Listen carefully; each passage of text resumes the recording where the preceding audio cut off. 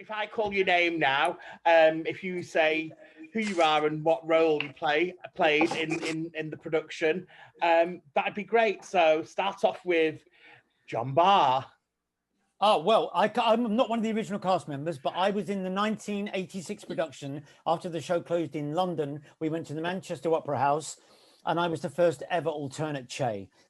Jimmy Keane, who I covered, was like the standby for had some big medical issues. And he basically, when I got offered to understudy, my agent said, well, what about asking them if I could ask you for a show a week? And Bob Swash at that time, the wonderful Bob Swash, said, well, how many shows would you like? And she said, what about 2? So I was the first ever alternate Che in Manchester, and I had the best morning of my life at the Hal Prince, and I love this show. I love Susannah, Siobhan and Mark and Myra.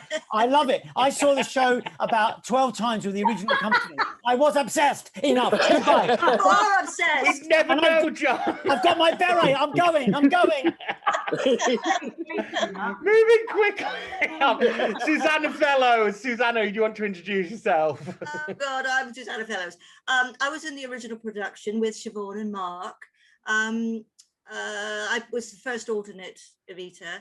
I started going on in the second week, and we eventually had a huge contractual change so that I did 2 shows a week, which was normally midweek matinee and a Saturday night, or a matinee evening and Saturday matinee. I did it for just over a year. I worked with Johnny Barr in Aspects of Love, so I know him from that. Siobhan and I have never worked together since, but and Myra as well. I forgot Myra was in the original production as well. We shared a dressing room. Christina too. Yeah, and Myra and I did Me and My Girl together, which was brilliant. Yeah, so that's me. Siobhan McCarthy. Hello. Yes, I'm Siobhan McCarthy, and I'm Irish. And I came over on the boat in actually I flew over. I was in the original production of Evita in 1976. I played the mistress, and I remember 78. Sorry, in 78. Yeah, I was 1978 was the not 76. No, 78. Yeah, 1978, the original production. I remember I was just to sing the number and nothing else, which left me incredibly bored. And I said, can I be in the company as well? And they said yes, which was great. And then I came back into the production. I played Evita in 1983, taking over from Stephanie Lawrence. And I did that for a year. Lovely. Moving on to Ray McLeod. Yes, I'm in the US. I played Juan Perón on the 20th anniversary tour in the United States, US tour only. Lovely, thank you, Ray. Lindsey Hamilton. Okay, I was the alternate Ava for Marty Webb on the 1996 tour, and then I went out to understudy Jacqui, and I was with Johnny in Oslo, and I had the most. Evita, when I was 17, was the only thing I listened to on my walk every day when I went to Norwich City. And when I got to the first day of rehearsals, I was still singing the original White album. People don't know what they're talking about. I said they're all singing the wrong lyrics. But it's my favourite show ever. Myra Sands. Oh, hello. I was actually on that White album. You were. Wow. You were. I was, because I was in the Jesus Christ Superstar Choir, and we were booked to do that.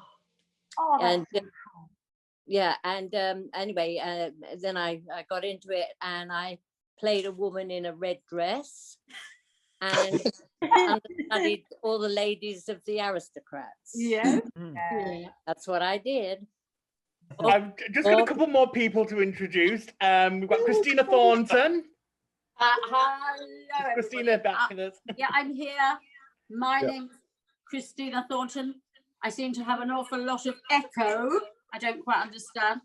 I was in the original company, and I played an old aristocrat, a poor woman with a child, a union leader, and I covered the mother at times, and I covered the sister, and it was amazing. Oh, fantastic. Jacqui Scott. Well, I joined Evita when it just left Manchester. Oh, hi. Can you hear me? Yes. Oh, Right, We can all hear. is that Sam? Yes. It Is that is Sam? Yeah. Oh, I recognize those eyes. Hi, Sam. yes. Hi, Sam. The keeper Hello. of the secret. And Siobhan. Hi, Siobhan. I've got Hi, something here Sam. you might recognise. The You what? know what it is? What? I can't see. It's a magazine. The magazine. It's the one that you were looking at on the bed. It's the one. No, I can't see it. Oh, oh, oh my God! Yes. It got so tatty that we replaced it. So this is the one from the opening night.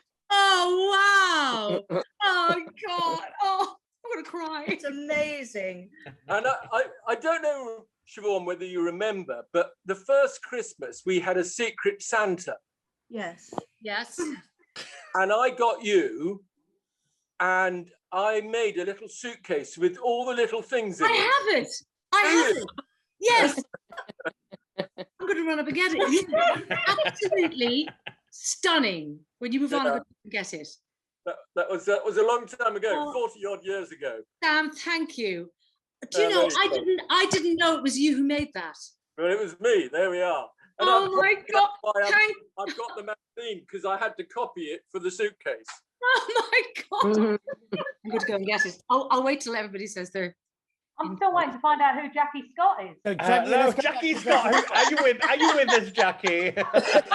Jacqui Scott is. Oh, it's me. Okay, so I left chess in 1985 in the original cast when I met Siobhan when I was in the pop choir.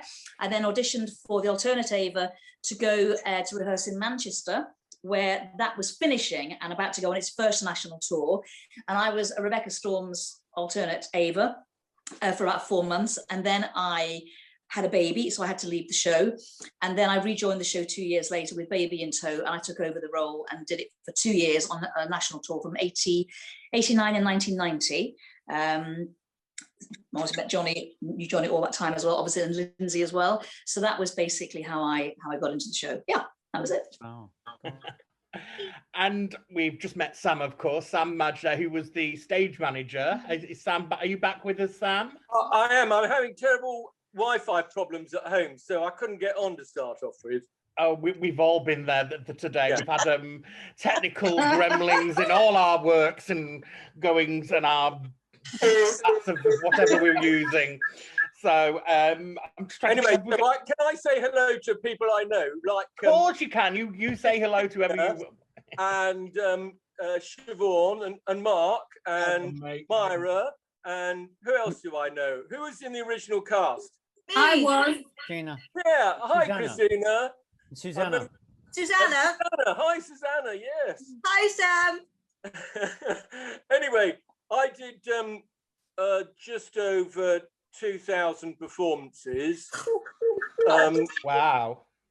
I've got my bucket here with my wine in it. Oh yes. That was, what does it say? 78 to 83. That was so. That was. I knew the show quite well by the end of that. Here's the suitcase. Oh, well done. Little baby With the, can you see that? With the picture, right? Yeah. Then in here is the doll. I don't remember the doll. The doll that I played on the bed. Yeah. There the slippers. God, I don't remember And those. there was the chocolates. Do you remember the chocolates on the bed? Yeah. And yeah, and I've a charm bracelet as well. Did that go in there? But yes. Oh, Sam, I'm so touched about that. Yeah, that's right, because they these were on little hair clips. Yeah. But yes, that sits up in my bathroom, and I look at it every day. Have you got There one we of these? go. Oh yes, I have. You've got a gold one. Yes. You've got a gold one. Mine got stolen. When I lived in London, all my jewelry got stolen, and it got stolen. I was so sad. Susannah, that's what happened to me too. Yeah. We all got one, didn't we? We all got a silver one, except We did, yeah. the principals who got a gold one. Did you get a gold, Mark? Did you get a gold one? Mine was plastic. Mine had diamonds. Yours was paper by the time it got to you. Did you get one of those? Yes. Yeah. Did everybody get one of those? A musical box, wasn't it? Yeah. Yes. I think mine's run out of battery. I don't know. Yeah. Wind it up, you. Do we have Rebecca Storm with us? Or has she made it, Rebecca, yet? Or Wind it up like your computer, Sam. Who are you, Mark Ryan? Who am I? Who was yes. Last but not least, by very means least, Mark Ryan. Here he is, the man himself. Mark Ryan, yes. Do you want to introduce yourself and who you played and in which production to everybody out there? Hello, everybody. Hello. Hiya, Mark. Hiya, guys. Oh, hello, Mark. I used to have hair. Look. I think, but Sam will correct me because he always did when I'm wrong. I think I was either the first or the second person cast in the show in the West. I think Joss and I were basically cast around the first time, and that was in '77. It was almost a year before the show opened. So I was, I think that's right, isn't it, Sam? Or Joss was just before me, or? I don't know, because certainly you, Siobhan, you were cast before I came on the scene. Okay. You were cast in Ireland, weren't you? Yes, I was auditioned in Ireland, and then I had to come over for a final one in London with a couple of other Irish girls. I originally auditioned for your part. Mm-hmm. I originally auditioned for the Mistress because my agent was told that that they wanted a Grace Kelly for Ava. And I thought, because I'm still like her. Well, yes, I thought I'm no Grace Kelly, so I think I better audition for the Mistress. But I think a lot of the principals were cast already when I came along, and we were still looking for an Ava. Look, these are the casting sheets. I've still got them all. Oh, wow. Oh my God. There are bloody hundreds of them. There's a thing to behold. You know, I see Bill Nye's on here. What are you up for? I don't know. For Ron, I suppose. Bill Nye. Oh my God. Amazing. That's amazing. Did Lorna Luft audition in London or Broadway? This is London, original performance. Original. Oh no, I know, but I'm just asking. I once saw a casting sheet that had Lorna Luft on it, and did she audition for the London or Broadway production? Lorna Luft on this is London, yeah. London, yeah. Oh. Wow. There's amazing names on there that didn't get in, you know, but you know, and then Elaine got it. So there we are. Going back to you. Elaine's not with us today, is she? No, she's not, unfortunately. Because I've got another souvenir here, which when she left this in her dressing room, and it's all her notes. Oh my God! Oh my God! Now, I mean, I was a pretty unpopular person in the company because she used to give me all these notes, and I had to take them around the dressing rooms and tell people what they were doing wrong. Oh gosh! Look, here we are. No heating on stage. No heating on stage. What was John Turner doing?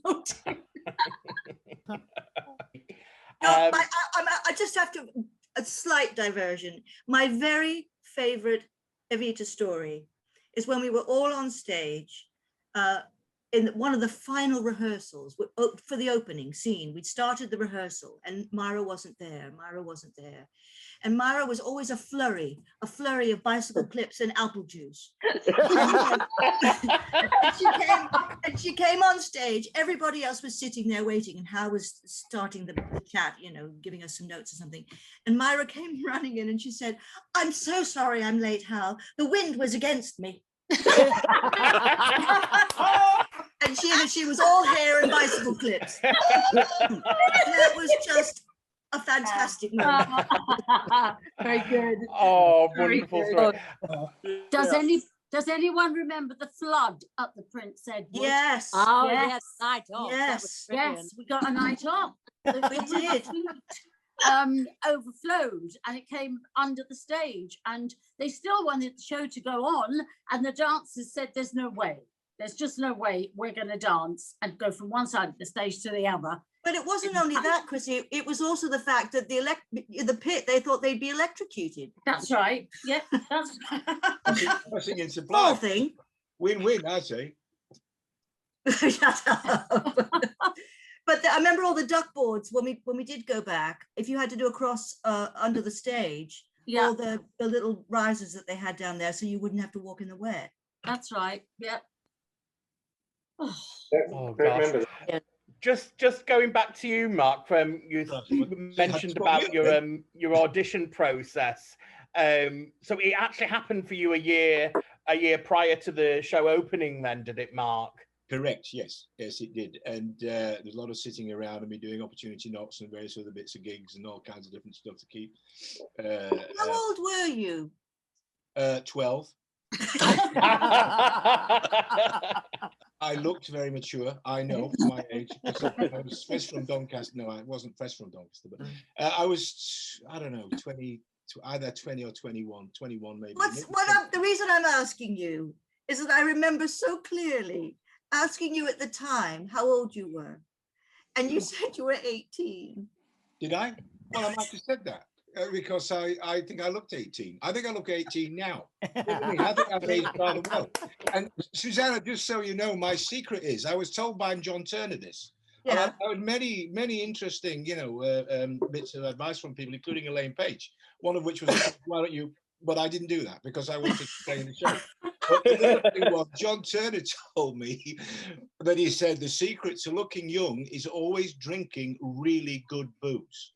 So John at the time was into his Woods' Rum and everything else that you could run a speedboat off.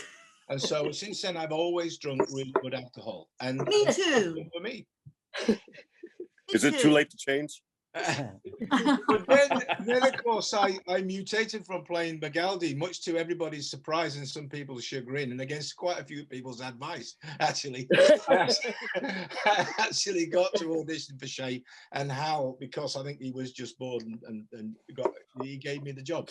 So I had 2 years as McGaldy, 2 years as Shay, and then out of the blue I got this phone call from Alan Parker. Said, would you like to come and just be a guest in the film? And which I did because it was great fun. And I actually gave me a dressing room between Madonna and Anthony. And Anthony, I have to say, was absolutely lovely. He was fantastic. So, here we go, 40 years later. And a lot of water under a lot of bridges, as we say. I so wanted to be in that film. I auditioned for it, and I didn't get it. I just wanted to be a walk-on. I wanted to be in this crowd scenes. I was desperate to be in it. It was one of the most. If you want me to just take a minute, I'll tell you what it was like. It was literally my agent called me and said, Alan Parker would like you to do him a favor. This is absolutely true. I'm not making this up. And I said, what does he want me to do? And he said, he wants you to come on the set for a couple of weeks in Evita. I said, okay, what do you want me to do? He said, he'll find something for you to do. So I went down to the studio, arrived the first day we were shooting. I go into the makeup. Jimmy Nail is sitting in the seat next to me, right? And I'd met Jimmy before through other people. I can't remember I'd met Jimmy before. And he looked at me and he went, what are you doing here? Good question, I said. I have no idea. And anyway, he looked at me very suspiciously and then he disappeared. And then one of the makeup ladies came over. This is absolutely true, so I'm not making it up. And she said, are you Mark? I said, yeah. She said, do you know that Alan Parker's put a note out to the crew about you? And I went, what? Like saying what? Like, he's from Yorkshire, he's a bit mad. You know what I mean? He's usually armed, just whatever. And she said, no, we've all got to be really like you. We really nice to you. And you were in the original cast and all that. And I said, are you joking? I should have asked her for a copy because I said, can I read it? And she said, I went, that is ridiculous. And it was a production memo. And so he had me on the set for about 2 weeks running around in these different scenes. And eventually when he had me in a booth singing on the side, I've never been paid for it. I think I got credited on the album for it, but I've never seen a penny out of it, typical Alan Parker. And so anyway, I'm in this booth singing along with Jimmy. And he said, come here, I want you to do something quickly. I said, okay, I got on the set. He said, you see that table there? As he's singing Night of a Thousand Stars, I want you to walk across, put the drinks down on the table and look at him, and then go back to the table and go, oh, he's crap, isn't he? This is absolutely true. I'm not making it Oh, up. fantastic. And if you watch the film, there's actually a scene when I cross right in front of Jimmy. I remember it. And go and what I go up to him is say, I said, he's bloody rubbish, this geezer, really. And I'm talking to him, and I go, oh, wait. And later on, I'm going, what have I just done? What is it about? Well, he had me do various things like that, both with Madonna, and with, I have to say, but with Anthony, it was different because he had me like hovering over his shoulder, like the ghost of Shay or something. And in various scenes, you actually see me like popping out the corner and singing into his ear. So, you know, that's. I remember going to the cinema and seeing it and shouting out, "That's Mark Ryan." Me too. I did the same thing.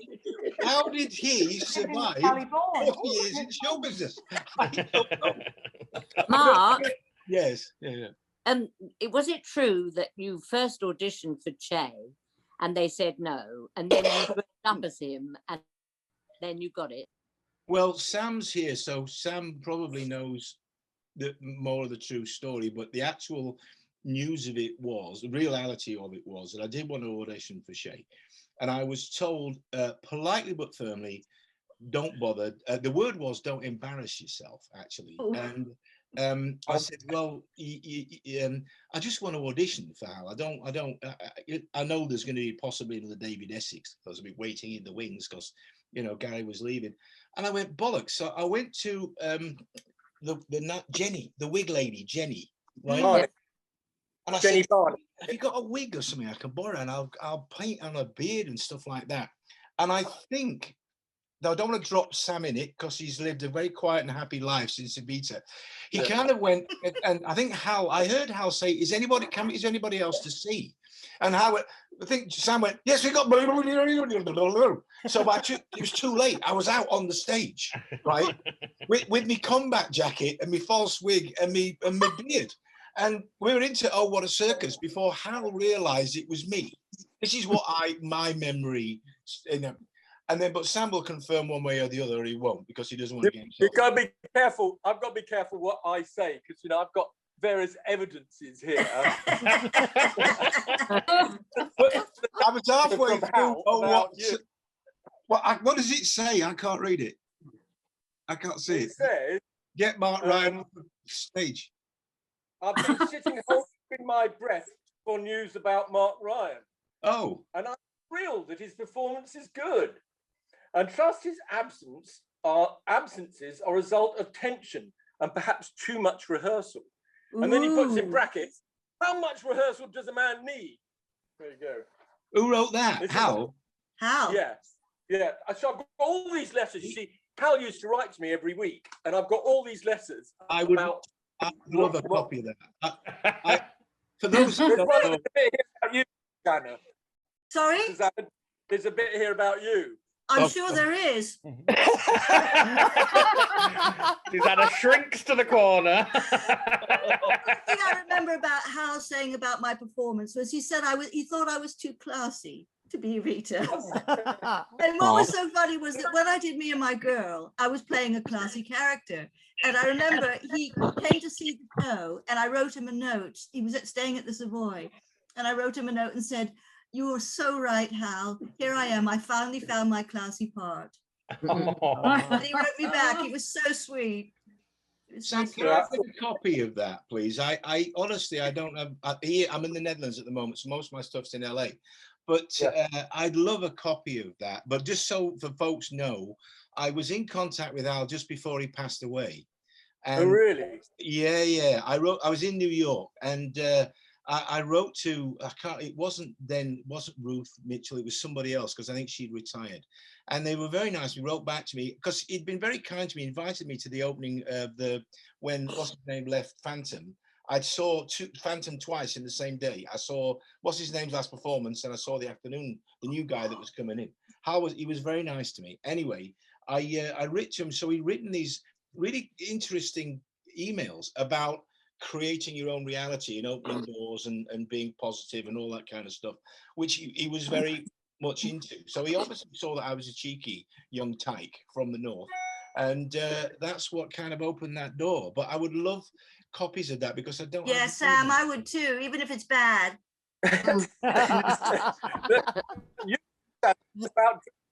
It's about dressing rooms, because Elaine was off at short notice and you went on for her. Yep. Do you remember this?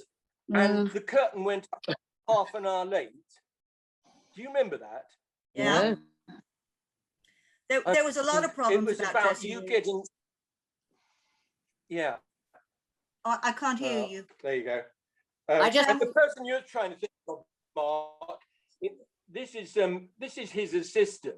Janice. This is a letter from Janice Getz.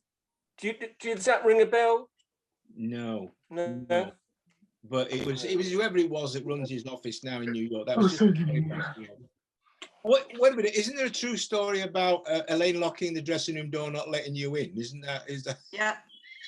We had a lot of tension, not a lot of laughs for me in Evita, because it was very difficult. Because obviously in the second week I started to go on, and then it became a regular occurrence. And I don't remember how much time elapsed before we got the agents together and making a new contract. Because I then became the first alternate. There'd never been an alternate in anything before, really. No.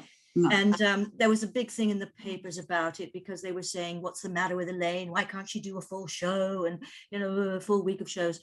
And so there was a lot of flack. The press was stirring it up quite badly.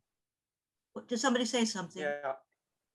I said it was nodules. Elaine got nodules, and you were supposed to be study, and then you became the alternate. That's right. And what happened was that and we got a contractual change, obviously, so that I had billing and I had a poster outside, and I got my 2 shows a week, and I would still do the other 6 shows anyway as my normal track, and then do the 2 Ava shows. But I mean, I can only assume that she thought I was a threat because she never spoke to me. I mean, never, ever spoke to me. And I was, having been brought up in the theatre, I was, under this kind of naive delusion that people kind of all got on. And so she would ignore me and, completely blank me and all this kind of thing. So and it became a game, so that I would have to go in because we shared the dressing room, the #1 dressing room. I would have to have all my costumes, replace all of hers, and the dressers would have to set the setup and the wigs and everything. And she used to stay in there, an hour and a half after the matinee, if I was doing the evening show. So we got to the point where I told my agent, I said, I'm a nervous wreck. I'm standing outside the dressing room door crying, knocking kindly, saying, please, Elaine, we need to get in now because we've got to set up for the next show. And she'd say, go away, love. So I finally said, she can do her own second show. I don't need this. And we got the contractual change, and she would, on the dot of an hour after the matinee, you'd hear the key go. She would come out, she'd pass me in the hall, she wouldn't speak to me, and she'd leave. And I just thought this was so unfortunate. This was such a very unfortunate way to behave. I did that all the time, didn't I, Lindsey? I locked you out all the time, darling. How did you pinch my boobs? I was trying to hide you all away before you came in. That's a terrible story, Susannah. I mean, it's not unexpected, actually. It's not a surprise. But I'm like you. I mean, you like to think the best of everybody, don't you? And I was brought up in the theatre. I mean, my father was on Broadway for years before we ever came to London. And, I just didn't understand this kind of behavior. It just, I came into the business. I like your father very much. I worked with him on Who Dares Wins, as you know. Oh, bless you, yeah. And he was really, really nice. And he came up and introduced himself. And at the time, this was my first big film at Pinewood. And it was just, he came up and he chatted. He was very, very nice. And there was a lot of I would say stress or pressure, because they were trying to blow up the studio and that kind of stuff. But no, he was lovely. I liked your father a lot. He was a nice man. Bless you. Yeah, I worked with him as well, and he was lovely. Oh, bless you. That old saying, Susannah, and it's, I came in the business when I was about 7 or 8 years old. I was the unknown Bonnie Langford, and one of the sayings always was, you never forget the stage manager on the way up, because you're going to meet him on the way down. Yeah. And it's something I have always done that. You have to be nice to everybody, because everybody brings something to the table, and I could Absolutely. never. I used to hate it when you get this sort of the stardom thing where you're sort of looked down upon and not treated with respect. You earn respect, whether you're talented or not. And Jacqui, you've been very, very lucky with your understudies. I have been lucky. You have been very lucky. And don't you forget, the first thing I said to you, and I said, we were in Oslo for 2 weeks. Don't even think about going off. I'm on holiday. What I said. Off, I can't remember. I said, don't even think about getting sick. And I used to say to Nikki, your dresser, how is she? Boy, how's her voice? Is she gone? Is she on, love? Is she going off? Oh, wonderful. It's so true. It's just something I firmly believe in. I can't bear it when people do that to people. It just really pisses me off. The only thing I could think was that it was her first big break, and she was, desperate to really make it matter, and it just changed all her kind of her behaviour. I mean, Do you remember we used to? There are stories we won't tell. There are others. Haven't been an understudy. There are others, and.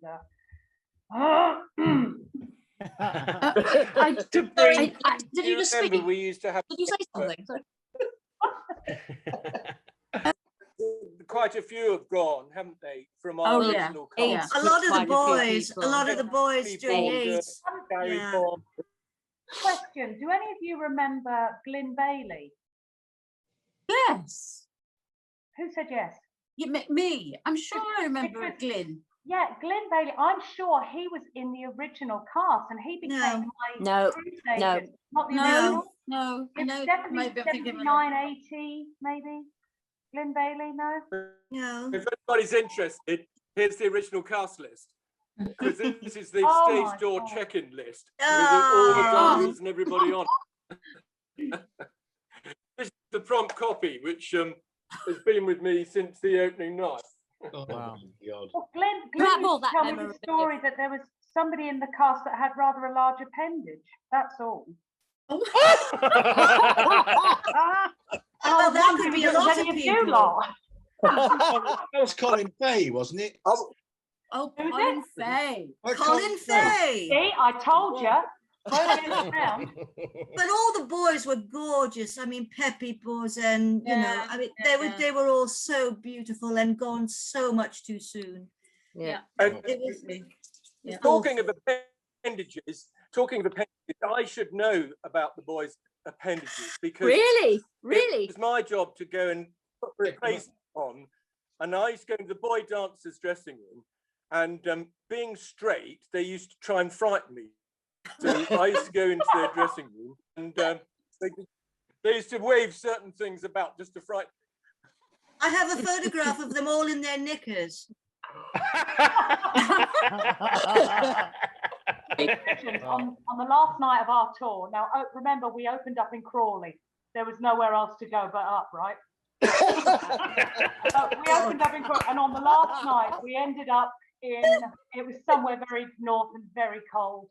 And I remember because in our cast I had to go and do Dream Ava. Yeah, I did that. Yeah, exactly right. Yeah. So, and I'm walking up the stairs, and I said to Nikki Barr, I said, "Why is my dress so heavy?" She went, "Oh, I've got no idea." I said, "It's really, really heavy." Anyway, I get to the top. I'm just about to do the wave. The electricians had fitted fairy lights underneath my dress. And just as Marty's trying to die, I lit up like a fairy on a Christmas tree. I thought, this is going to set on fire in a minute. Well, I have to say, I have a great picture of me in Ava's balcony dress with a big fat cigar in my mouth. Oh, amazing. We might need to see that, Ray. I don't know. I'll send it to you. Has Rebecca Storm arrived, John? Has Rebecca Storm arrived yet? Because I've just got a message. There she is there. Yeah, Is Rebecca here? Rebecca Storm has just arrived. Where is she? Can't see her. Where is she? Move along the top and see. You do that. I've actually moved the pictures along. Oh, hang on. I just saw her. There we go. Bex, hello, darling. Bex, where are you? Let's see her. I don't see her. There. Oh no, that's There Siobhan. she is. She's waving. Oh, she's waving. There she is. She's on. Oh, there we go. Hello, darling. Unmute. I'll unmute her. There she is. Unmute Elizabeth you. Shearer. Becky, unmute yourself. Oh, there she is. Becky, press unmute, darling. Ask Oh, to no. unmute. There- Yeah. Bottom left. Nope, still not got it. There we go. There she is. There you go. There she is. Hello, darling. Hi, Becky. Hello, can you hear me? Yes. Yeah. Oh, very good.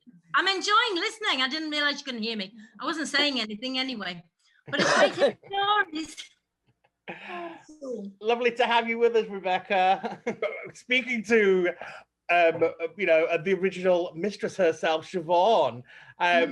Could you take us back to the 70s, to the very beginning, and your association with the show? How did you come to hear of the audition or the show in itself? And did you were you aware of what a big buzz there was around it at the time? Right, no, because just prior to me auditioning for it, I was down to the last two for playing Gigi at the Gaiety, and I was very disappointed that I didn't get that. And I went home and I'd seen in the paper that they were looking for somebody for this show, Evita. And like everybody, I had the album, so I knew the numbers. And I sent in my photograph. I went down for it. I thought it was going to happen here. I mean, I thought it was happening in Dublin. And then I was one of three that was selected to go to London to audition for Hal and Tim and Andrew. And did you sing the song at the audition, or did you? I did. And my mother said, only sing one verse and don't be boring them, okay? Sound advice. Sound advice. Always leave them wanting more. In fact, at the original audition at the Gaiety, I stood beside the piano and this little voice was Aunt Bowl said, "Hello, my darling, can you come and stand under the spotlight, please?" And again, my mother's voice in my ear, one verse. Come on, there's a lot of people to see, okay? So, so I went over and I auditioned at the Palace. It was a really, really hot day. And I remember that. Oh, Sam, it was Andy Barker who asked me to come at him, and he said, "Oh, is Sion behind McCarthy here?"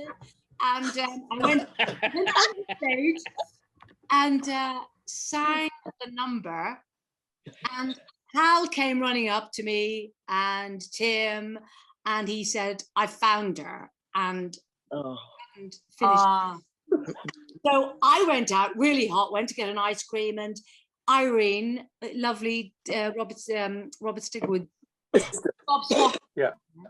ran after me and said, "Come on back in, we need you, we can offer you the part. Here's the contract." So I went home with the contract in my bag. Oh, my God. Wow. Yeah. Oh, and I packed my bags and left home and came to London. Yeah. Oh, amazing. Wow. No. I remember my audition because I don't know what I was doing, but I'd worked with David Furman in Rep. I was doing cabaret. I was a Kit Kat girl, and he said, "You should audition for Evita." And I said, "Oh no, my agent said I wasn't, right for it. I wasn't Grace Kelly." And but I remember going for the audition, and Sam, I remember you being there, and I was standing in the wings, and the girl before me saying, "Don't cry for me, Argentina," which in my head, I had my dad, who was an actor, saying, "Never sing a song from the show, never sing a song from the show." So I was thinking, "Oh, silly woman, she's singing a song from the show." And she did it. I remember watching her, and she did it with lots of gestures. So she said, "Don't cry for me," and all this thing. I thought, oh, golly. So I went out and I sang a Cole Porter. I sang "Riding High," 1930s kind of big up tempo thing. And I remember walking back off stage and saying to Sam, you won't remember this, but I remember saying, you ain't never going to see me again. Oh. And that was it. So it was weird. Yeah.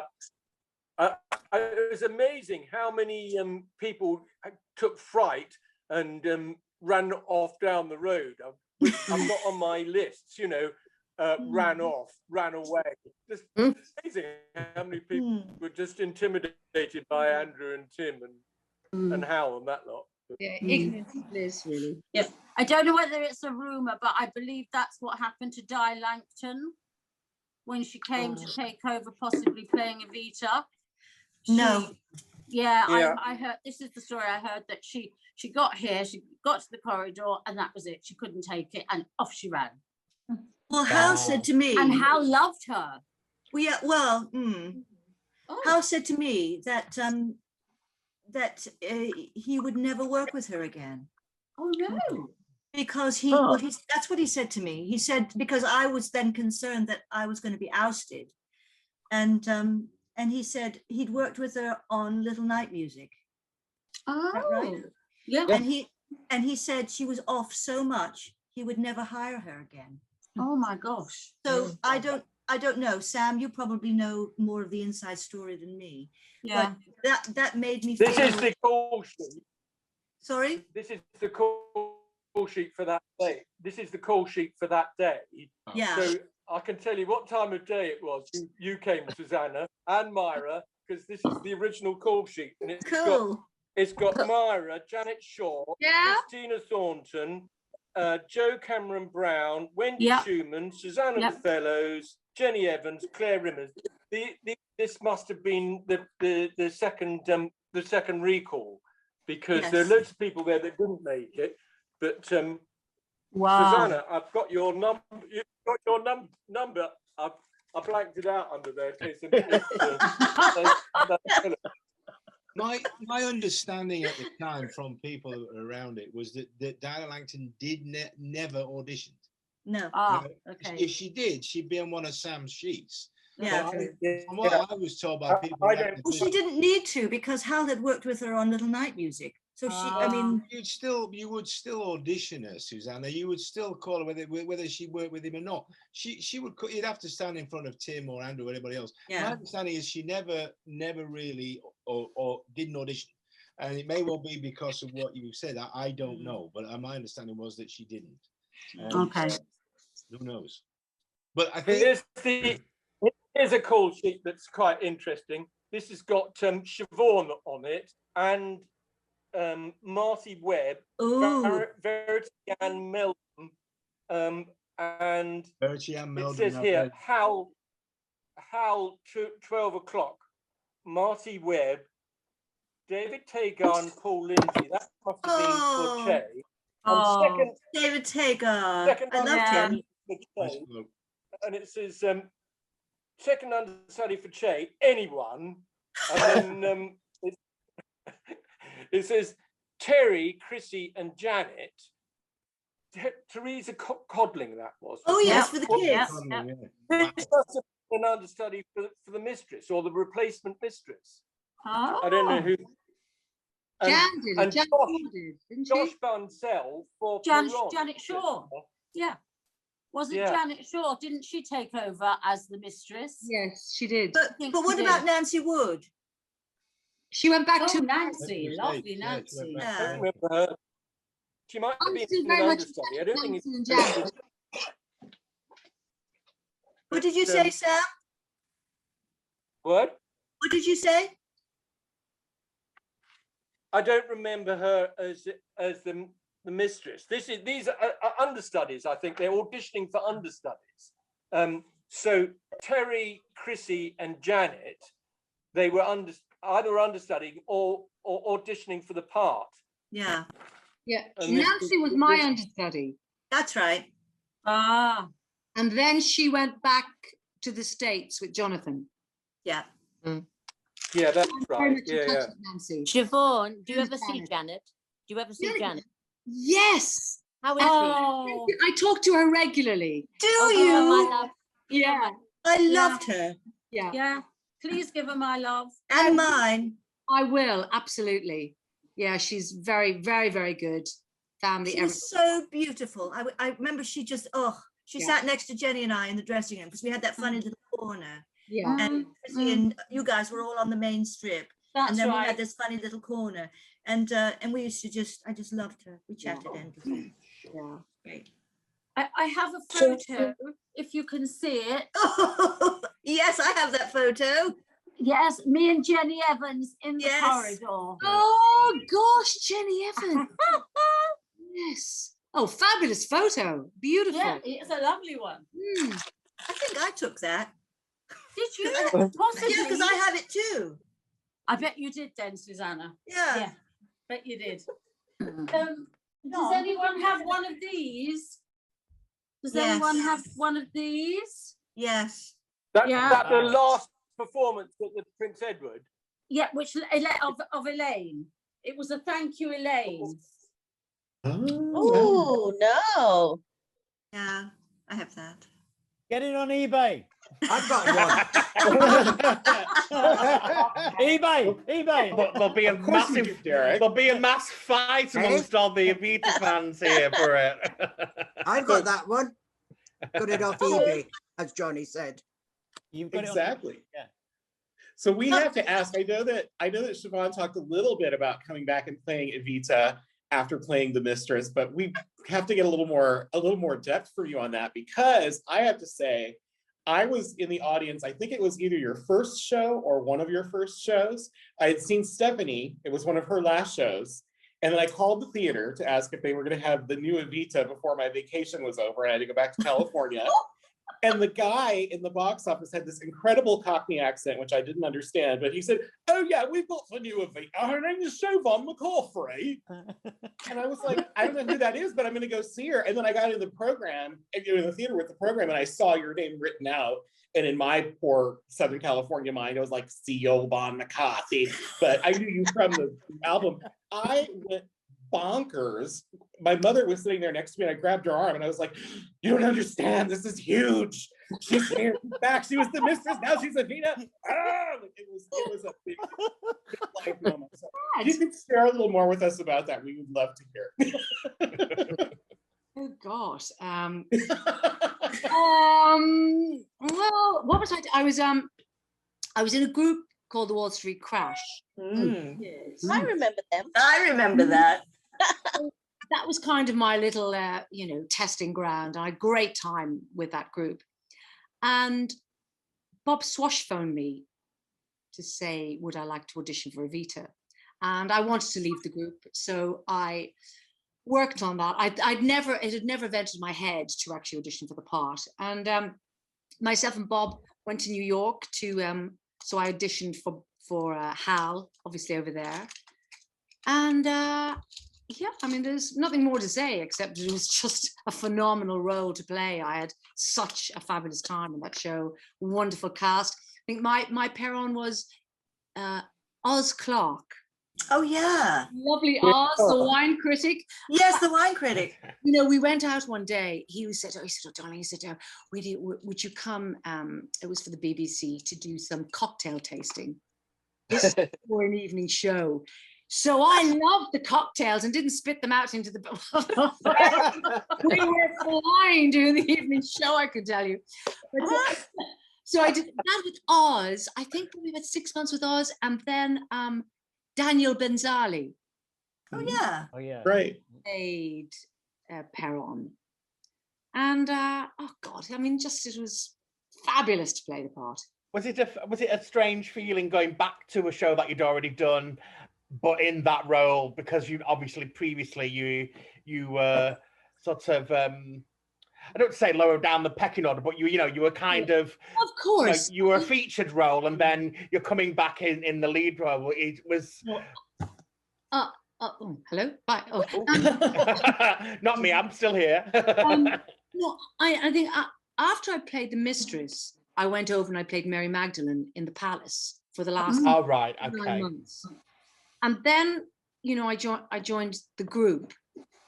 And I think I was quite far removed in a way from West End shows, and I wasn't really in the whole buzz of it.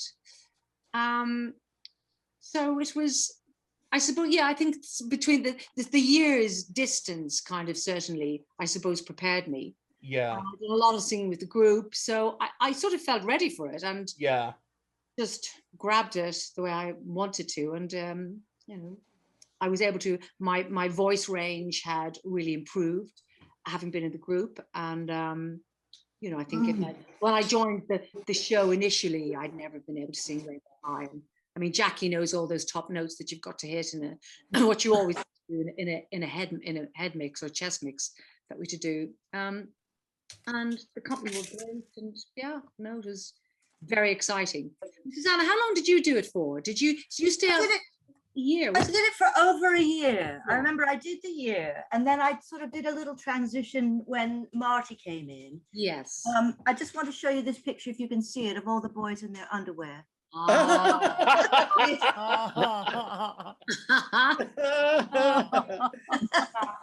Very lovely. You know, but I remember when I left, it was a very strange sensation because it was my first West End show, and I had learnt so much. I'd never had a singing lesson, and I never thought of myself as a singer. I thought of myself as an actress, and grappling with singing that part took me quite a while. And I don't, you know, I learned a lot, and I learned more obviously later on doing other shows. But I remember going to the RSC and being in the ensemble virtually, and I just thought, oh, thank God. Because the pressure was lifted, and I didn't have to do it anymore. I found it quite a kind of a baptism of fire, obviously, but also there was so much kind of bitching and things. And I mean, this lot that's here today is lovely, but there were people in the company that weren't. And I was so naive. Is it quite stressful, Susannah? Yeah, I mean, I don't know. It was very stressful because I just was it just from 0 to 100 in about 10 seconds. I mean, that is a real shame that you experienced that playing that part when you can do without all of that. And I would like to say also, I think what made it brilliant for me was the most wonderful wig guy I had, Johnny Anderson. Yes. Oh, he was wonderful. I love him. So all the backstage crew. And I felt, I suppose now thinking about it, was like going back home. It was my first show. Within that year, my sister was killed. Do you remember that? I remember it well. The company paid to have her body flown back to Ireland. They couldn't have been kinder. So my experience, I mean, unlike yours, I suppose, was so supportive and so fantastic. And that took me.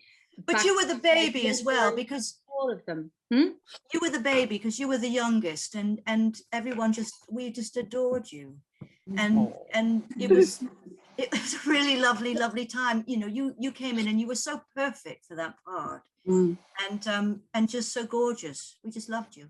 Well, it helps when the company were great. I became best friends with Janet. I'm still best friends with her. We lived together in Nicholas Rogue's mother's house in Marylebone, and all the stories we'd hear about him. London was a really, really exciting place, of course. So I had a double thing of being in London, everything happening, and then this hugely successful show. All of my parents, my relations coming over from Ireland. It was kind of the most exciting time, I suppose. And you never your first show, and going back to it, as you were saying, John, after those few years, it kind of, I suppose, felt like coming home as well. There was a great familiarity with the show. And then I'd have had that years before, having listened to the album and all of them. So yeah, fantastic. Oh, that's lovely to hear. I guess Siobhan, you got a husband out of it as well, didn't you? Yeah, I bagged him. How is he? Of course, it's great. And I'll tell you else, Sam, do you know who's over here at the moment? Is Jonathan Deans. Oh, give him my love. Yes, now on his 9th wife. No, I'm only joking. His 4th. You know, he's over here because both of his children are in Lipa. Oh, golly. Doing a course up there, and down the road in so he's here for 1. In fact, I think he's doing anything might not the show that might not happen, and so really lovely having him around. Yeah. What Can I just say something as an actress? You know, Sorry? doing this. I just want to say as an actress, nothing really prepares you. Certainly, I can't speak for you other wonderful ladies, but the first time you turn around on that balcony and just before you sing Don't Cry For Me After for the first time, it was almost like I was having an out-of-body experience. I thought, I cannot believe I'm here. I'm here. Moment, isn't it? And you want the orchestra to stop. You sort of go, I just need a minute. Yeah. Give me a minute. It's true, yeah. It's the balcony. Just incredible. Just incredible. Yeah, that's very true, Lindsay. Very true. Absolutely. Aren't we Do lucky? you remember the revolve on the balcony when it goes round? Just listen to that. Yeah. Do you remember that? Yeah. Well, I can't hear this music ever anymore without knowing when I press the button to turn the revolve. For the last 40 years, my finger always goes to press the button to turn that revolve. That's Pavlov. I remember the night that the screen went the wrong way and swept everybody either into the wings or the pit. I remember that night. Sam, I know what I want to ask you. I remember very clearly that when we first got to the theatre, there was a gap either side. There was the stage area, and there was like a trough, and then there were these kind of not travelators, but sort of I don't know, bits of the wing that would move onto the stage, and then so that people could make exits and entrances, but they had to be pushed or pulled. Do you remember that? And do you remember that Hal said, "Oh, just get used to it." He was getting quite cross with everybody because I remember as the Aristocrats, we were supposed to be on this truck to be ferried to the stage to start. That's right. Yeah. To start the Aristocrats and the soldiers. And Hal got quite cross and he said, "Come on, you can do it. It's not that difficult." And he fell down into it. So then they were scrapped. It was scrapped. Yeah. They filled them in. They filled the holes.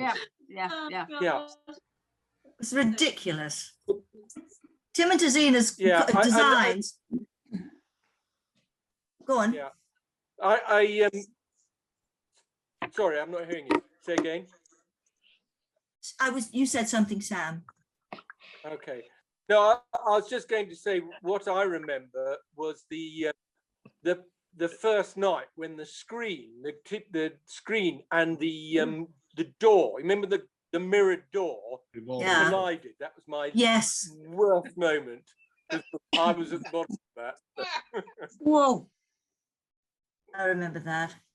For those who are interested in the period, I just got approached by a guy called Robert Sellers to do an interview about musicals in the 70s and 80s, and particularly in Soho and the people that were around at that time.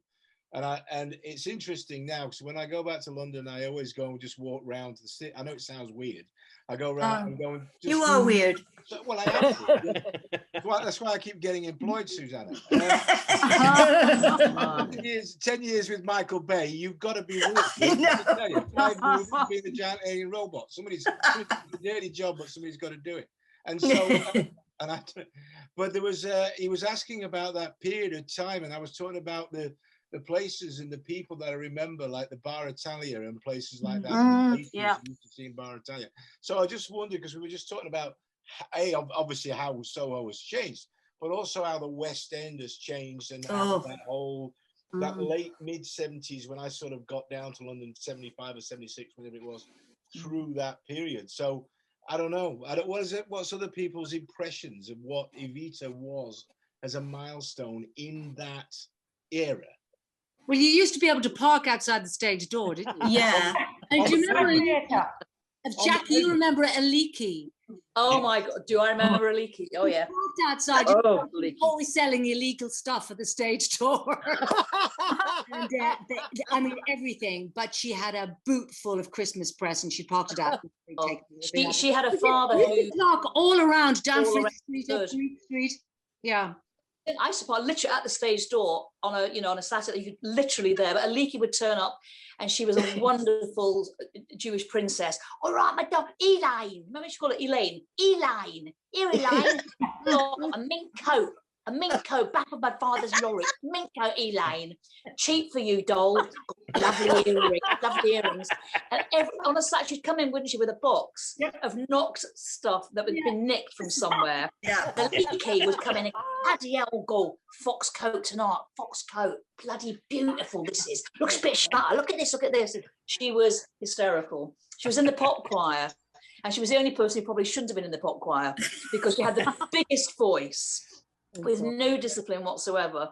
When we came to do all the recordings for some of the tracks, they wouldn't tell her that the other pop choir were going in. So she was the only person left out, which was terrible. So we Harry, Leo Andrew, myself, Sally Ann Triplett, Grania, and the other guy's name are awful, but no Iliki. So she'd get in, she'd go, here, I can hear you singing in the background on a tape. What are there then? I went, no idea, sweetheart. No idea what you're talking about. She was a wonderful character, wasn't she? She won.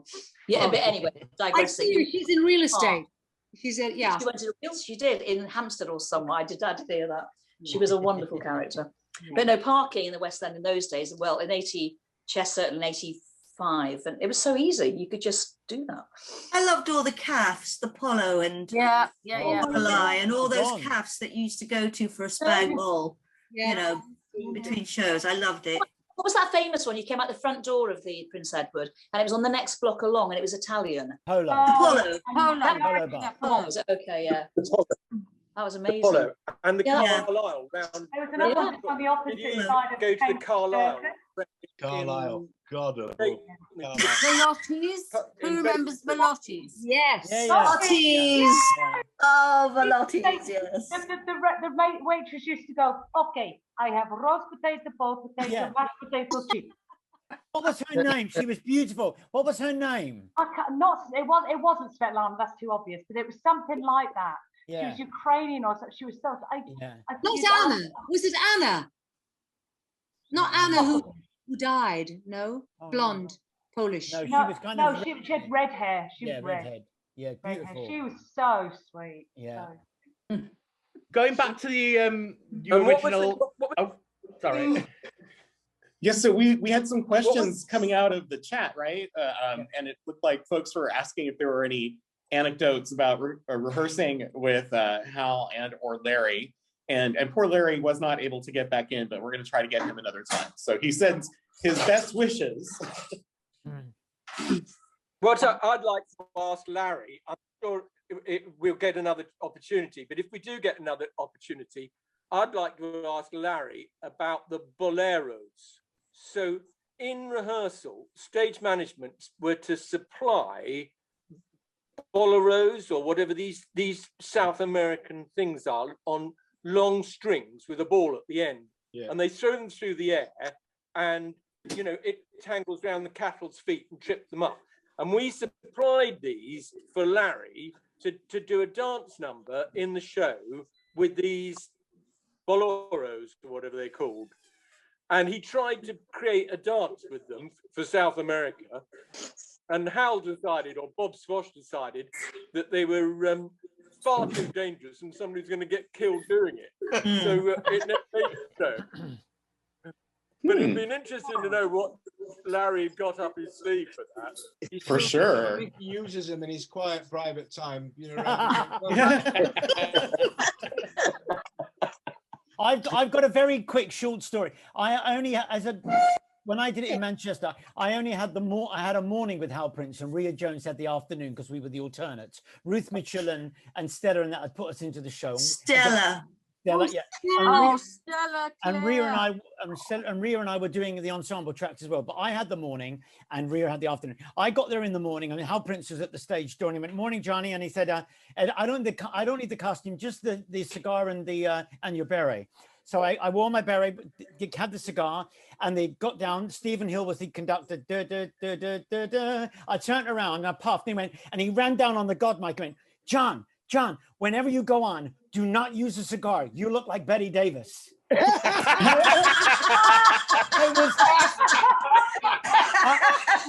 I must have been the only Che Guevara ever in the history of the show that never did the puff before they sang. I did a puff. And I just hear one of the story. On my opening night, I did a Wednesday matinee. And I was so beefed up, and a bit like Lindsey, I turned around and did that and went, and I was in Oliver at the Albury Theatre with Roy Hudd when I first saw Evita. I went on a Saturday night, my mum and dad took me, and it's serious, I feel emotional talking about it. It changed my life. There was Sweeney Todd, which I'd done again with Larry and Hal. I saw that first preview of that, and I saw the original company of Evita, and I thought, oh my God. And then so cut to, I was 20 years old, and all of a sudden I'm in the show. I turned around, started singing, and then on my very first performance, I closed the coffin and I dislocated my arm. Oh no! And I went up to Kathy Evans, sing your fools, but you got it wrong. And the Kathy Evans, and my arm is hanging out of its socket. My arm came out 3 times. I went, on this, you know, when you go over before, I'd be surprisingly good for you, Mark. You know, on this night, my arm came out again. Like, oh no! Oh my God! Yeah, I ran off before the Nueva pair, and I went, just pull my arm, pull my arm. And he pulled my arm, he went back in, and I went, Nueva pair on, and my arm is just down. So my arm, and I was off the show for 3 weeks. It was really scary. But my arm. Bloody hell, Johnny Barr. Anyone, and Kathy Evans sends a lot to you, by the way. She sent me an email to say she couldn't come today. But my arm, I went up to her because your arm is here. My arm is, it's still here. But though that is my, but Kathy, I remember her looking at me going, are you all right? I said, well, I'm singing. I'm going, so that's my Betty Davis and my arm are my 2 favorite stories, really. Wow. Do you remember that rehearsal, Johnny? We were just I don't think you were there, Jacqui. I think you'd have to go up to somebody, so I was sort of standing in for you, and John Barrowman was Shay and the full company. And I just remember everybody was really naughty that afternoon, and everybody was really about big time. And Ken Starr, was it Ken? Not Ken Starr. Who's our Ken Ernston? Ken Ernston. Yeah. I just walked past him and went, I can't swear on here, can I? He said something inappropriate and went, it's like pulling teeth. I went, this is not going well. This is not going well. So naughty. So naughty. We had another question from somebody in the chat who said that there were things that went on with the body and the corpse, that it was occasionally sabotaged for the amusement of the cast. And I didn't know if there were any stories about that. On my last night. Was that you, Jeff? I can tell you that when we first started, the head was made by Madame Tussauds, and it was an exact replica of a leg. And Bob Swash impressed upon us how much he'd paid for it. So we used to take it off. I don't know whether anybody else used to do that in any of your shows. We used to take the head off every night and take it back to our dressing room and store it and put it on again the next day. And we were always absolutely terrified that we would remember to put it back on again. And one day it got lost and we didn't know where it was. And there was all sorts of ideas about what we were going to do. So when they opened the coffin, whether they're going to see a pillow or a football or what they were going to see. It had a lovely green tinge. On my last night, they wrapped sausages around her.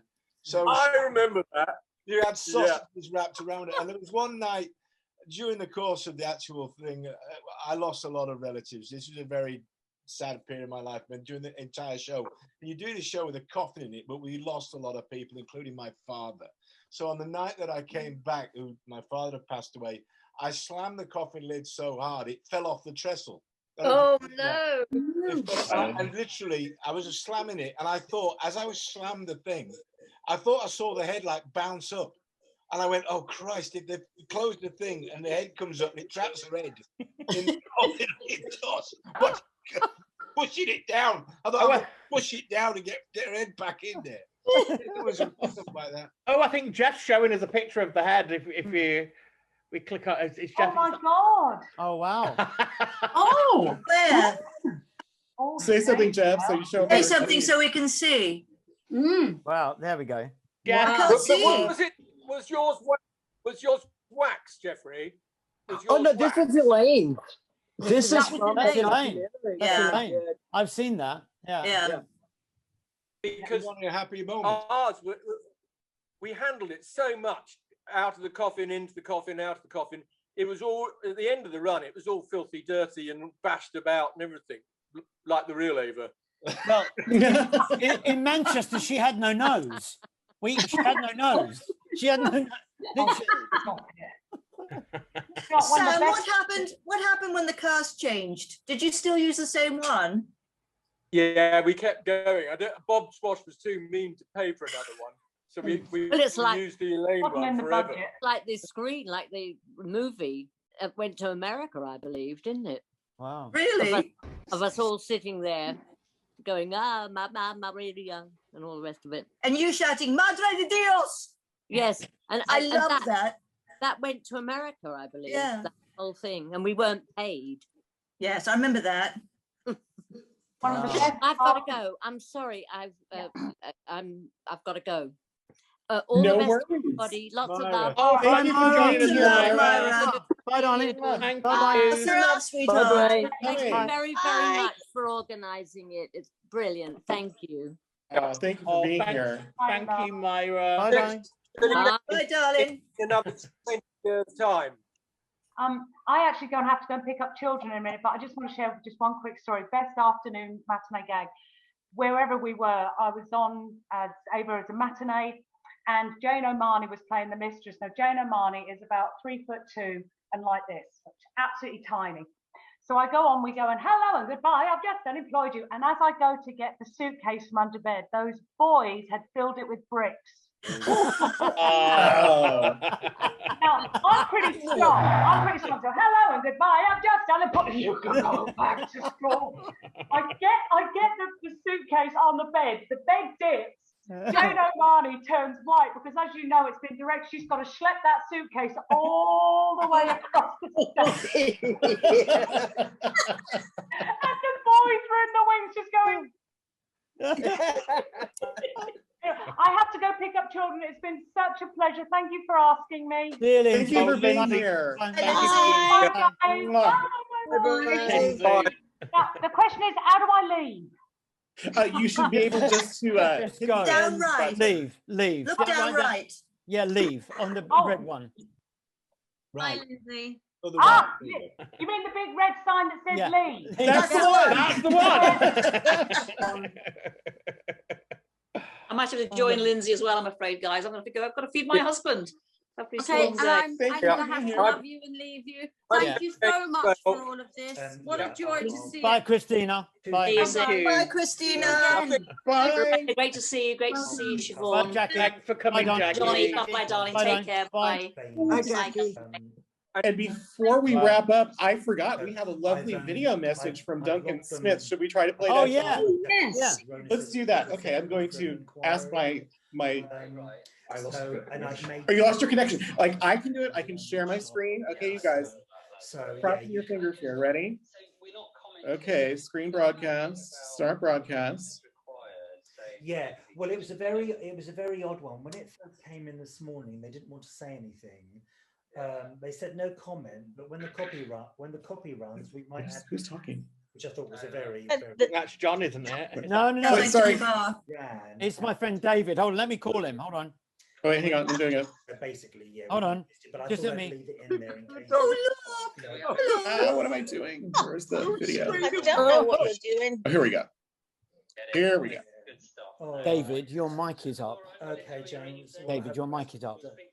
Hi. Take care. Duncan Smith here. I'm afraid I can't be with you in person. I wish I could, but this is Friday. Today's Friday the 18th, and I'm off on holiday. I think it's working. I think so. Can you guys hear it? 10 days. Yeah. To Thornton, my first holiday in 18 months. So I'm really looking forward to it. So I'd love to have been with you in person, but I hope you have a great time. For my part, I played Perron several times. First time was in London in 1985 to 1986, the last year of the West End run. Played opposite, first of all, as the understudy, and then Daniel Benzali, who was playing the part, went off to film the Bond film, A View to a Kill. So I played it for the last 3 months, and then he came back for the last 2 shows. Oh, I was gutted. But I played opposite Catherine Evans and Jimmy Keenan. We had a wonderful time, and my then girlfriend actually was Jacqui who played the mistress, and we had an absolute wonderful, wonderful year, great fun. Then 10 years to the day, in February 1995, we started rehearsals again for Hal Prince's production with the original set and everything for the David Ian tour. And this time with Marty Webb, who was Ava, and Chris Corcoran and Leo Andrew, and the mistress was Poppy Tierney. And we had a wonderful year. It was just brilliant. It was filled, the theatres were full wherever we went. Not a seat to be had anywhere. Huge business. I mean, we went to the Playhouse in Edinburgh, not a seat to be had for 2 weeks. It was incredible. It was a really great time. And then Marty and I did it again next year with most of the same cast. And again, same thing again, full houses for the next year as well. It was a brilliant time. It's a brilliant show. And I have so many fond memories of it and made so many wonderful friends through it. I wish you all the very best. I would love to hear the stories because, I mean, there were many, many stories of, you know, what happened backstage and on stage. But and I'd love to hear them all and contribute some of them. So have a great time. I'm thinking of you, and I hope I'm back in a couple of weeks. And if there's another one this year, I would love to take part in it live. But all the best and lots of love to you all. Bye-bye. Oh, That was so sweet. Lovely. Really nice. And before I return the screen to you guys, I want to show you a photo because it's hilarious. No, it's not. It's of someone else who's here. And let's see if I can find it. I have to find the, let's see. Oh, here we go. I have a feeling that someone in this call is going to recognize themselves in the background. Oh, that's me! Susannah. Susannah. Yes, Jeffrey screenshotted that and he was like, "Is that Susannah?" Oh my God. So we had I to was share it so with you. naughty. I was so naughty. If looks could kill, Susannah. I was so very naughty. I'm sorry. Oh, I love it. I think it's the best thing I've ever seen. I loved it so much. I had to show it to you guys. Okay, I'm gonna return you back to the regular screen now. Okay. Yeah, we had to show you that. That was at the Cafe Royale when it was the the Sweat Awards, which is now the Olivier Awards. And yes, I was very naughty that night. Just going back to the beginnings of the show, Susannah, I don't know who else is still here with us now. Siobhan, obviously, and Mark. And Mark. How was it? How was it actually rehearsing with Hal and Larry on the show? Because it was obviously you're in from the start. You don't know whether it's going to be a success. Obviously, everybody knew "Don't Cry for Me, Argentina" and the album, of course, but. How was that process actually working through rehearsing the show? What I remember is that we spent so much time on the Latin Mass. Do you remember that? We spent, I remember thinking like 3 weeks into a 4-week rehearsal period or whatever it was, we spent so much time learning that bloody Mass. And I was thinking, we haven't even touched the second half yet. I mean, obviously the principals had been, but I kept thinking, well, what about the rest of the show? And then we scrapped it. Oh, wow. So I don't know if anybody else remembers that. There were so many, it was an interesting time, I think. There was a lot, and again, I'll say this in Elaine's defense, and I know that's going to be automatically, there was a lot of pressure on her, right? There was a lot of pressure. There was a lot of pressure on the show. And if you saw what Evita, we now know that Evita led to Cats. We know that it led to Starlight Express and Les Miserables. It opened up a whole thing. But I remember, because I was down in Manchester when the album came out, that the pressure really was on for this show to be a success. And if it hadn't have been a success, I was in Dean. Previous to that, that was another multi-million disaster. Peter Carey was in Fire Angel. That was a disaster. There'd been a whole bunch of British shows that had come and exploded, and the Dean was in the same theatre when it was the Casino. So this was another show I was doing about it dies in the same theatre.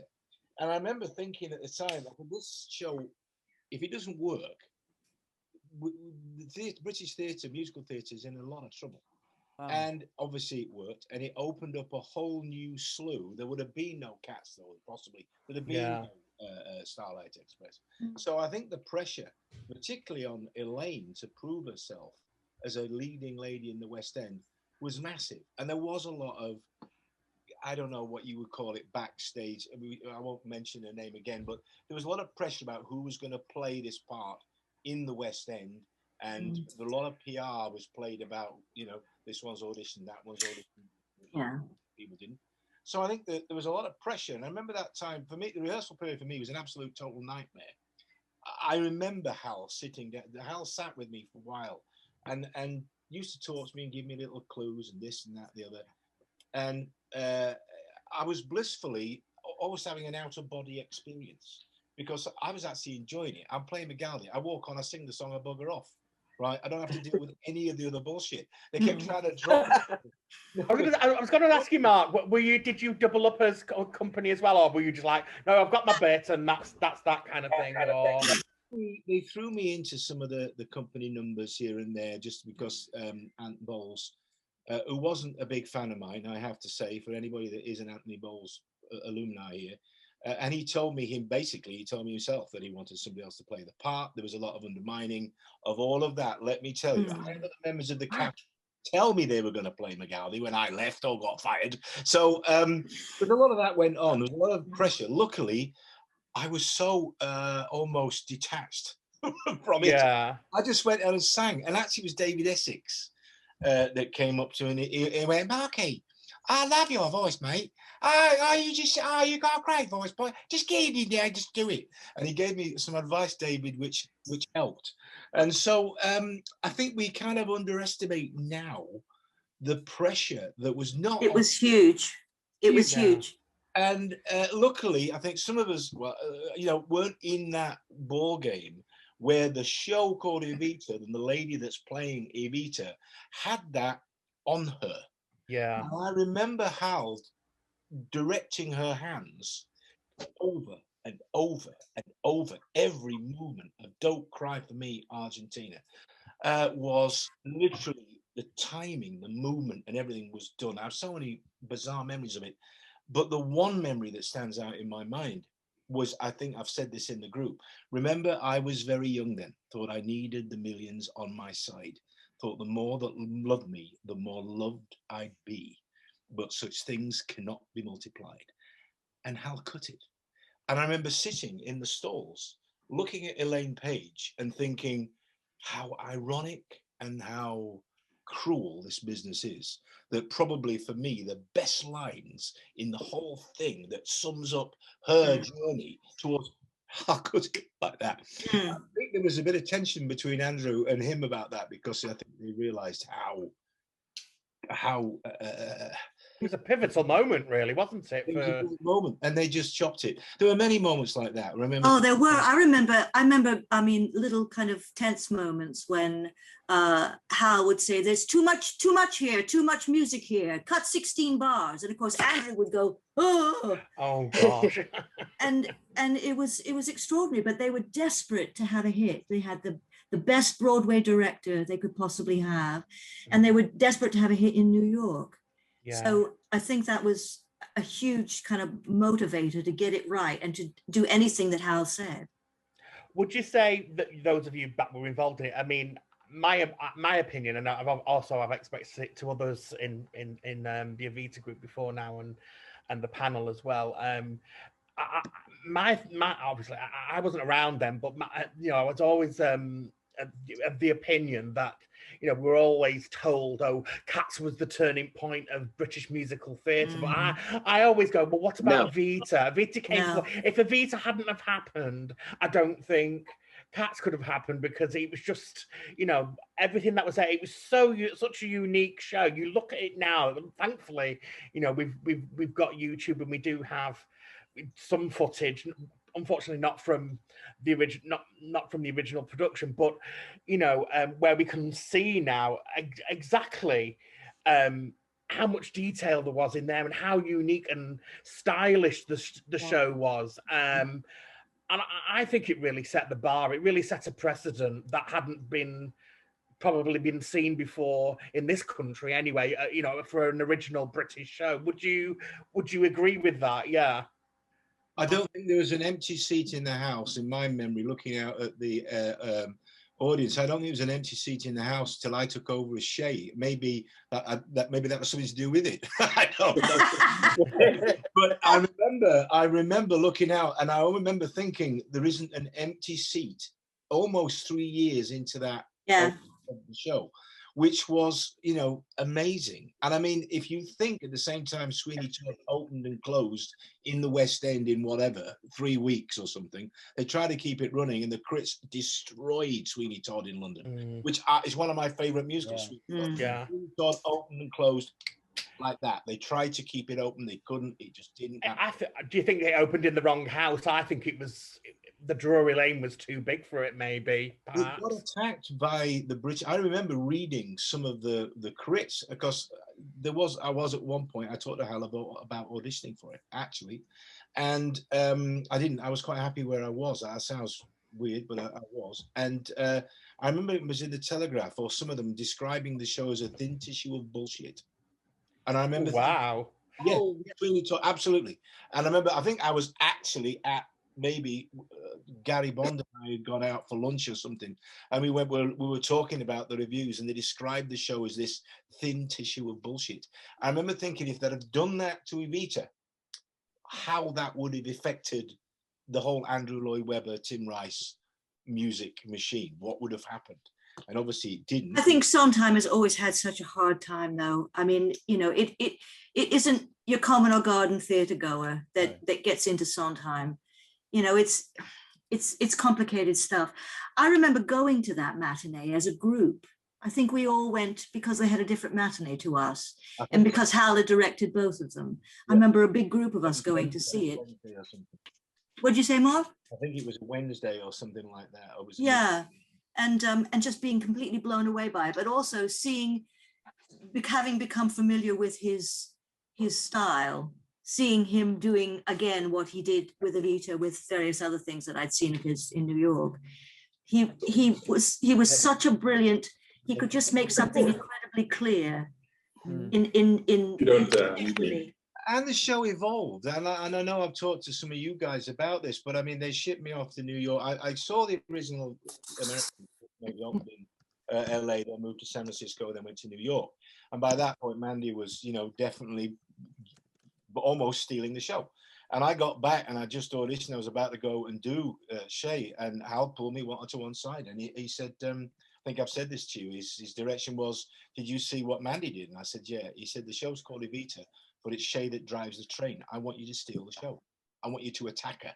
And I think Davy's original thing, because I know in some of the books he's written about, he didn't get much direction, so he played David in so many ways, which was charming, and he just kind of dragged people, you know, along and pointed things out. And that's I think once Hal saw that, he said, "No, I want a combative on stage." Basically got away with it. I mean, don't forget, she was married to one of the most ruthless fascist murderers in South America. So they stole a lot of money, as well as they killed a lot of people. So the idea of having Che Guevara actually question the audience and go, "You guys make a moral judgment here." You know, that's the whole point of what the show Counterbalance was. And he gave me some, and he wanted me to do it. He said, "You attack her from the beginning of the show to the end of the show, and you be as sarcastic and as aggressive as you can be." And that's what I tried to do. So the show evolved after it opened on Broadway into slightly a different tone than it was when we opened it in the West End. I love David's influence, though. Yeah, I've actually got a question for you guys. Do you feel that the more up-to-date productions, there's still that kind of pressure on the up-to-date productions compared to the original, because they've got to carry so much through with them from the original cast up to the up-to-date ones? You can either carry the baggage or not. I think, you know, it's up to you whether you want to kind of put all that on your shoulders or just do your own thing. I think that's a personal choice. Claire, hello. I don't think we met. Remind me, because I'm getting old and feeble in the brain. Have we?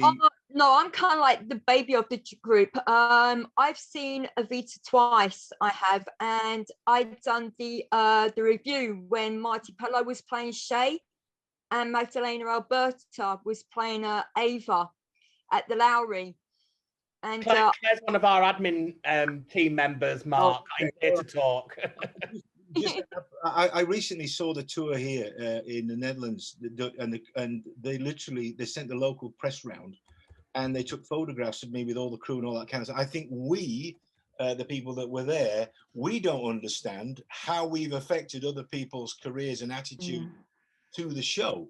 And literally, the kid that was playing Che Guevara, I was told later on by the cast, they said, this guy is so terrified that you are in the audience. He's quivering like a leaf.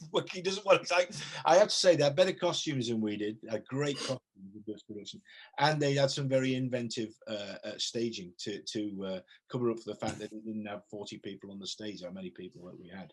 But I don't think we really, I don't speak myself, I don't think sometimes we understand the effect that this had, not just on other productions, but on other shows. And it's not till you have a conversation like this, you go, holy shit, that's right. That was a pivotal turning point in 1978. It turned British theatre. I have a question. I personally still think that Hal Prince production is definitive. I think if I'm going to see Evita, I want to see that black box. I want to see that white dress. I want to see those images that get used. The others have been too literal for my liking. It's been too like. I think what I loved, most of all, was the rocking chairs. Yeah, I thought that was such a brilliant idea. Oh, brilliant! Yeah, absolutely brilliant idea. It had a great concept, didn't it? It was so original and almost abstract in the way that it was presented. Yeah. You know, a very sort of sparse production in regards of the set and what have you. It was very, it was groundbreaking, for a British production. And that was Hal's idea. That was the idea to take her on as the political snake that he was, and playing this game of chess. Yeah, brilliant. Well, I feel like that number, and I believe that Hal asked Tim and Andrew to write a number for the show, which became The Art of the Possible. But I think that having them play musical chairs just was brilliant. It just brilliant. showed Argentine politics at the time. When you read about them, that's what it was like. They elect somebody, but they would only be a figurehead until the other person could take over, type thing. And I think that is just emblematic of everything that was perfect about that show. I've said it before, there's not an ounce of fat in it. It's the most perfect piece of theatre that I've ever seen in my entire life. And I'm going to gush, and I love you all. You all mean so much to me, because this show means so much. Now I'm going to stop because I knew I was going to cry. Oh, Jacqui, bless you. I got up at 1:30 this morning so that I could make sure that I won some Evita pictures on eBay. Ah. My alarm for 1:50. Oh, mad woman. Jacqui, do you remember when I took you on the balcony? You did take me on the balcony, and we have no pictures of it, and I'm so mad about that. I said I took her on the balcony, not up the balcony. Just I was going to say, I don't think I want to know about this. Mourners. I've known Jacqui for years. Coming out of the morning I met John when he was 16. Yeah. When he was doing Jesus Christ Superstar on tour in 1982. So go I don't know how to jump in there. So, but I have a question for the ladies who played Ava. Rebecca's gone. And this is a technical thing, because I didn't ask you that, Don. Going up onto that balcony was really scary. How did you get up there? And did you put the dress on when you got up there, or did you come in from the wings? How did that happen? Well, I don't know. Every production was probably different. I went to the bottom of the stairs in my slip, and then they put you in the dress at the bottom of the stairs, and then you had to hike up those stairs with the dress on. But it wasn't a big deal. I mean, it was just pick up your skirts and walk. Whoa. What about you, Rebecca?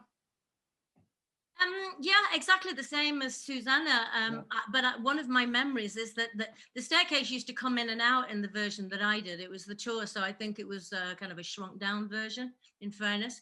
But if you remember it, John, it was they moved the stairs in, they moved them out, and so I turned around to do the finger at the very end of the balcony scene and moved my foot to get onto the stairs, and they'd moved the stairs pretty much. Oh no! Oh no! And it came down as if it was a parachute, you know, because the dress. Oh my God! Oh. So I put my foot and I realized there was nothing there. And, you know, thankfully there was no bars at either side, you know, that weren't too far away. I mean, it was a little bit of a moment, but yes, I got a hold of the having gone finger and then turned and nearly fell off the balcony, and then just hold of the bar and just kind of wavered around, you know, and hoped that somebody would notice that I was stuck on the balcony and I should have. But yeah, that was one of my moments. And the other moment I'll share with you before I have to go now because food is waiting in the oven. But the other moment that always made me laugh is I think it was the crew, in fairness, that were having a good laugh, but they managed to the bed at the end when she walks over to the bed to do the lament. Somehow they'd managed to unscrew things. And so I walked over and sat on the bed, and as they pull the soldiers pull my legs up, the mattress fell onto the floor. So I ended up doing the lament as I was in a cot. Nobody could see me, and I was just in this cot with the taking up those sighs, the plaintive melody of the lament, you know, without, you know, literally dying laughing. And then, oh my father, oh my son, you know, trying to reach over. Every time they saw me, I just kind of got on my knees, went over, and literally my little head was sticking over the edge of the bed. Oh my son, you know, understand what I have done, and died. And then they put the sheet over me, and of course I was laughing so much the sheet up and down. Oh, my Rebecca, God. that's fantastic. That is the best. If I could have enjoyed the laughter, it would have been brilliant, but I couldn't actually enjoy it. You know, I was just taking my breath so much. I really literally nearly died in the fact that There were some fun moments. I've had a fantastic time listening to all your memories. Thank you so much for inviting me. Thank you for coming. Thank you for joining us, Rebecca. Thanks for being here, Rebecca. Bye, yeah, you too. See you, Barr. Take care. Siobhan. Yeah, it's great to see all your faces. It's fantastic, and it's brought back so many fabulous memories. Johnny, I love you so much. Yeah, bye. And please invite me again if you do, you know, another time. I'd love to just, you know, listen in. Of course. Yeah, definitely. Bye. God bless. Bye. Bye. And before we wrap up, I think we have a question from Jeffrey. Well, I wanted to go back to a couple of things. You know, I'm doing the show right now, and I was telling one of the kids in the show, and this came as kind of a revelation to her. It's like a Rubik's Cube. Everything just sort of turns and mixes and then comes together. And the thing that, you know, most impressed me the first time I saw the show was the photographs of the cast as mourners. And then, you know, I remember this maybe third time I saw the show with somebody going, oh, that's our Ava, and how it flipped into the negative. And then also back to, I guess, Mark's comment about the direction about Shay. One of my favorite things in Circus is really how he is stalking her throughout that. If you miss the photos, if you miss this, if you watch Shay, he is confronting her at every moment. Or there are times where they're intersect. And I just love that. You know, that's another testament. I don't know if that's Fuller. I don't know if that was Prince or how that came to pass, but that is just so theatrical, but also esoteric. You know, only if you kind of know the show or have seen it a couple of times, do you catch that Shay turns and is following her past the coffin. There's so many moments in this show. Oh, subliminal messages in it. I don't know if everybody remembers how looking at the mural on the wall around the side of the stage and saying, pick a character. Pick someone. Yeah. In the ensemble, you become one of those characters. So there's a lot of subliminal messages that they put into it. I don't know if anybody remembers the night Miss Argentina actually came to sing the show. Oh, I don't remember that. Because she hid in my dressing room because she was terrified that if she went back to Argentina and she'd come to the show, and so she actually was being chaperoned about. It might have been Sam now; he's gone now. And actually, she hid in my dressing room, and I said, "Are you all right?" She said, "I'm thinking I'm being followed by people." And maybe she was just, but she was misunderstanding. I said, what are you talking about? She said, there's a lot of political turmoil still in Argentina. Don't forget, this is pre-Falklands War, and Galtieri was in charge, and they were still busy. And I said, why? She said, there are places on the Rio de la Plata, the River Plate, where you can't get a boat of it because of the body. And I don't want to be one of those bodies. And that was Miss Argentina. So even then, the actual conflict within Argentina between the Peronistas and various other people was still very much alive. I remember thinking, "Whoa, this is interesting." So anyway, I wondered if anybody adds to the excitement. Yeah. Going back to your original cast members, one of the things that I mentioned. John, sorry, not to interrupt you, but our friend Derek has to go and he wants to say goodbye. Oh, right, sorry. Bye, Derek. Goodbye. Bye, Derek. Bye, Derek. I've got to go to work. Oh, bye. Ready to go to work. So lovely Thank to see you for you all. coming. Siobhan, Lovely to meet you, Derek. years. In what? It's been 35 years since we've chatted. 35, my God. Can I just say a quick thing to you? Do you remember sending me a poster for Christmas one year to Aberdeen? Yes, I have sent. Yes, well, I've sent a couple of posters, but yes, I do, because you always replied as well. Do you still have it? I do. That it? And no, I haven't got it here. I've still got the envelope that was in it. Derek, It's the end, that isn't it? Derek, I send everything that you send about Siobhan to Siobhan on WhatsApp. I know. I'm so grateful. Big fan in you. And can I just say, Siobhan, thank you so much for being so gracious. Oh, God. All the times I came to see you, sat in the third row from the front, waving to you when you came on stage. It was wonderful. Yes. And I'd give you a wink back, wouldn't I? You did. You knew I was there. It's lovely to see you now after all. And you too. Really, really love you. And thank you for all your generous support. It's really, really fabulous. You're welcome. What are you doing next? We're going to see you soon? No, I don't think so. Not no. I've no plans, let's put it that way. Just we'll have to have a get getting together. on living, you know. We'll have to have an Evita meetup.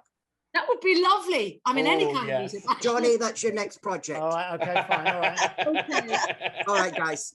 Take care. See you, Thank bye. you. Okay, Derek. Derek. Bye, Derek. Bye. Bye. Bye, sweetie. Yes, I just have one more question for you because I kind of mentioned this to John the other day, to Johnny Barr. When you were working on the show, because obviously majority of people who go and see shows don't actually, or would actually think that the role of the choreographer is to just do the dancing. And my question to you was, where did Hal's direction end and Larry take over? Actually sort of staging the numbers and in the production. That's open to anybody, by the way. I think Larry's one of the unsung heroes, honestly, because of the numbers. Like somebody asked me this earlier on, not here, about the clumps. Was it? I was talking about. Yeah, you mentioned clumps. Yeah. Does anybody remember that? And I remember, I didn't know whether Larry knew what the word meant, but he said, "Everybody, let's get into your." The clumps were the little groups of people all the time. Whenever we were supposed to be. Oh yes, we had T-shirts printed up. Oh yeah, okay. Do you remember we had T-shirts printed up? Yes. Okay. I was obviously not good enough to be in a clump, so. But he invented that clumps. And I remember, I think the first time he showed that to Hal at the rehearsal room there, the Cecil Sharp House. I remember watching that quietly because I was always trying to sit in the back and not get noticed in case I got picked on again.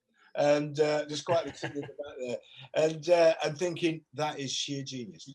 That the movements of the soldiers and the aristocrats across the stage, I went, that is absolutely brilliant. And I think Hal actually said, that's great stuff. I think even Hal hadn't seen it. So it came from Larry then. It wasn't something that they collaborated on. It was an idea that Larry brought to. I believe they discussed it on the plane. Okay. To London, or how? I always got the feeling that Hal was the cerebral content, and Larry was the visual many times, and you know, Hal would work on people, you know, talking about obviously motivation and all that sort of thing, but Larry was the kind of one who made that manifest. Yeah. And I mean, I thought that number was just brilliant when we did the aristocrats and the soldiers. Yeah, there was a lot of excitement every time Yeah. A production number like that would come on. And I would say the pieces were clean, precise and classy. And also it was very fast paced, the show. Yeah, it's very short. It was seamless. It was seamless, wasn't it? Sorry? It was seamless. Completely seamless. But I mean, you know, Hal was like this ball of energy. He was so loud in his red scarf, and he's always really exciting to have around. And he just moved at a great pace, but told the story very clearly. It was a 2-hour show. It was a 58 That's minutes. it. Yeah. Really short. Yeah. Yeah.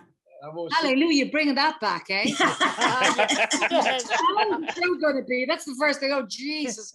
4 hours of trivia. That's 2 hours. You weren't in Gone with the Wind. No. The other way.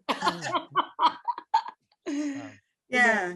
Yeah, but actually, one of my favorite moments was that moment in that with the aristocrats and the soldiers. Because invariably, my favorite bit always was the fact that they always had a swing on, and if the swing was on the front part of either the back or the front, and they would change direction, and the swing would continue walking, and they'd all go the other way. At times, my nostrils, I was dancing with Jimmy Cassidy as the aristocrats, and his nostrils were huge, and they started to flare, and I would snot would just come out of my nose, because it's hilarious to watch this poor guy who didn't know what was happening going off into the distance. Because they were really odd counts, weren't they? They weren't. Yes. They were that. I mean, it was really. I'm not a counter. Always like, but it was by the seat of my pants, like, because I was in the front.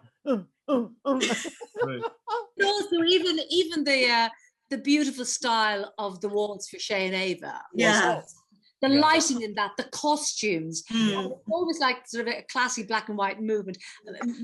And I was doing it with Martin Smith. And Smithy. Yeah. So I think Shay starts the number, if I'm right. Yeah. And then Evita comes in. I came in on the third verse.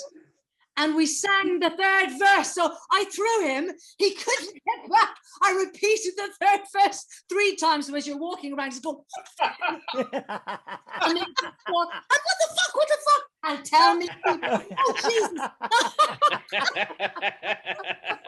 Well, I remember thinking that fag, when I got to the moment with the fag at the beginning of the waltz, I thought, thank God it's nearly over. I'd have a big drag on that fag, and I was being so good trying not to smoke because of the singing, and I would just have that fag, and I loved it. Oh, yeah. Wow. Oh, he's gorgeous. Wow. Oh my gosh, that's amazing. It's great to hear all this inside stuff. Yeah. Sorry? It's really great. I really enjoyed this. Yes, thank you all for being a part of it. We just are so appreciative, and we have to say a giant thank you to John Barr and to Mark Ryan, who were our messengers for going out and getting so many people to help us make this happen. So thank you guys both very much. And thank you all for being here. Mwah. And thank you to John and Jacqui and Jeff, and it was a real team effort. And it's funny because we really just dreamed this up about 2 weeks ago. We literally, and it went from wouldn't it be fun to get everybody on Zoom to here we are. So thank you all for being part of it. You're welcome. Thank you. Thank you. It's been really, really lovely. I've loved seeing you all. Mark, thank you. Dana, John. Bless you. It's so good. Mark, are you not living in England then, no? No, I left UK about 20 years ago, but my wife works for the Dutch government. So we live between the Netherlands and Northern. So the Netherlands and where? Well, right now we're in a place called Little because we've You know, in the theater is Third Street. So we Then you live in the States as well, yeah? Los Angeles, and I own a little place in Las Vegas, but I don't live there. I love it. It's mental, but I can't live in Las Vegas. But I love it. It's rented off, so you know. Yeah, no, I've lived there for 20 years, and the town has been very good to me. That's all I can say. You know, it's very humbling. The mad experiences I've had there, but I've had 20 years in LA in the business, well, and another business as well, which some of you know about, some of you don't. And the town's been very good to me. I love California, and I love Los Angeles. It's been quite a journey. Oh, well, gorgeous. Do you ever come back to London then, occasionally? I do occasionally. We saw each other at the wedding. Yes, yeah. We saw it. It's Clivey's wedding. Don't forget. Clivey's wedding. The next project after that was Robin of Sherwood. So yes. Clive, Ray, and I, we literally do this probably once every week or every other night. And Ray, Clive, and Jason and I are still very, very close. And that was such a, again, I like Evita, a mad, groundbreaking show that nobody really understood what effect it was going to have at the time. So, we loved it though, Mark. We absolutely loved it. Robin. Yeah. Oh yeah. We absolutely. Us as kids. Well, I'm showing my age now. But I was growing up as kids. We all loved it. You know, it was just one of a must-see thing. Both swords and in the sword and action world, for me, which haunted me, you know, through First Knight and King Arthur and all that kind of stuff. But also, I've written 4 books about the psychology of tarot cards and the imagery of Robin of Sherwood. So it opened up a whole other mad universe for me, Greenwood Tarot, Wildwood Tarot, all that kind of stuff.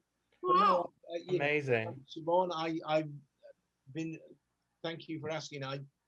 It was one of those mad decisions that you make as a British actor. And I remember my agent that I had at the time, she said, another British actor, this is absolutely true. And she said, how long are you going to stay? And I said, I'm going to stay. I'm not going back to the UK. I'm going to dig it out. She said, you all come here, you last 6 months, and then you go home with your tails in your legs. And she was looking at my resume and she said, oh, you did Evita. I said, yeah. She said, do you know that it's absolutely useless here? That nobody gives a shit about Evita or about Harold Prince or anything. So I said, really? She said, no, that's all East Coast stuff. That's all New York. This is Los Angeles. They're only interested in film and television. So she said, it's nice. I know who Harold Prince is, but virtually nobody you meet here in this industry is going to care about Evita or about Harold Prince. So anyway, I decided, because I'm from Yorkshire, that you know, I was going to be difficult and stay, and I ended up staying. I've been there 20 odd years. I'm an American now, Majuli as well, so I became an American citizen some years ago. So it's the town. So you work like in movies and TV and that, yeah? I've been very lucky. Wow. Honest to God. Fantastic. Can we see you? What you're on? How am I going to find out? I'll have to go. Transformers. Yeah, Mark was a Transformer. Oh! Let me tell you, wow. Every time you see a Transformer film, I get a residual. Isn't it? Every time, 5 movies, I know, a decade it took. And I've been on the set of all 5 of them. And again, I've been blessed to work with everybody from, you know, Anthony Hopkins to, you know, Stanley Tucci. So I've been on the set. God, yeah, but you've got the right kind of mentality for this. I mean, that's great that you've been able to sort of just throw yourself into it and kind of get the best out of it, really. It was really, and I know, again, I've had a couple of people over a few years thought that I was a bit intense or a bit whatever during the period. I honestly just wanted to be the best performer in any medium that I could be. I wasn't focused on musicals, though musicals obviously was my first love. But if somebody said to me, like on First Night, you know, Bob Anderson, the famous Bob Anderson, fight choreographer, did Islander and Princess Bride and all that, literally just said to me, you should assist me in this film, you know, being my assistant swordmaster. I had a year literally fencing with Richard Gere and everybody else and all the stunt boys with one of the masters in action. I'm really sorry to interrupt. I've got to go because it's Father's Day. Yes. I'm taking Teddy to a restaurant, and our girls will be there. Oh, beautiful. Oh God, yes. Well, Andrew will have said hello. He's out. His sister is dying, and he's dancing. Oh, I will send him my love, You would have Shivers. said hello to everybody here. Yeah, send him my love. I will. I absolutely. And to Janet and to Nancy. So love you all. It's been love you all. I'm sorry to go. Please carry on. But thank you very much for inviting me, and lovely to see you. You're welcome. Okay, Thank you care. for joining us. Pleasure. Bye. Bye. Bye. Bye. Darling, I'm going to go as well. Okay, and say good night and thank you, McLeod. Okay. There you go. I meant to say this over the years to you. Your sister, as you know, was my dresser for quite some time. I will never forget that night, and it was hard at the time. And I know at the time, it kind of things go away. But I've often thought about that and thought how weird life is when those things happen. And you were a trooper. You were absolutely. You handled it so well. And I remember thinking to myself, God, if I ever see Siobhan again, I'm going to say, you know, God love you, and I respect you. Thank you. Do you know what's really weird is that nobody except the original Evita company knew her. So I had no friends over here when she was gone. When I left that company, the only people who knew her was Janet, who I saw, and Jonathan. So it's very weird living in a country that nobody knows your sister, obviously, when I go home. So it's always lovely. It makes me feel nice when that's a lovely thing to say, and that makes me feel lovely. Thank you. Lovely. Thank you. And thank you for being so lovely to her. I actually forgot that she dressed you. So that's a lovely, lovely reminder. Oh, darling. Yeah. I hope she didn't touch your willy. I actually did fancy her, though. I'll tell you that. I thought. Oh yeah, no, she was a cool chick. Yeah. I will say to you all as well, before we go, we are planning to do another one, hopefully in a few weeks' time. And if any of you wish to join us, we're going to have, hopefully we're going to have Larry in this next time. And now we know not to use my Zoom account. Yes, we've learned that. You know, if any of you wish to join us, you'd be more than welcome. You know, we're hopefully, you know, we'll have some more interesting people who will share their experiences of doing the show as well. So you know, we're going to wrap things up now. So a big thank you from myself, thank you, from John and Jeff, thank you, and thank you, Mark and Johnny for putting us in touch with all these lovely people today as well. And thank you for joining us. It's absolutely been wonderful. Thank you very much, and we hope to see you all again soon. Take care. Bye, everyone. Bye, everyone. Thank you, everybody, for joining. Thank you for the audience. Bye. Bye. Bye.